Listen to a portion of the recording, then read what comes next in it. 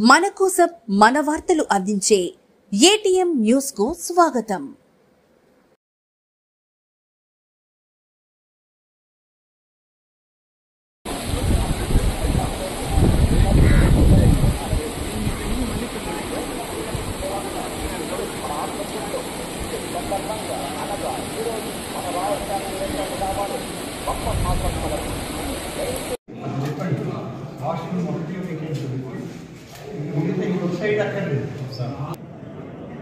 ఇక ఆత్మకూరు మున్సిపాలిటీకి సంబంధించి తాగునీటి ఎద్దడి ఉంది. మున్సిపాలిటీ గతంలో 10 సంవత్సరాల క్రితం నేను ఉన్నప్పుడే 2 పూటల త్రాగునీరు ఇచ్చినటువంటి పరిస్థితి ఆత్మకూరు మున్సిపాలిటీ.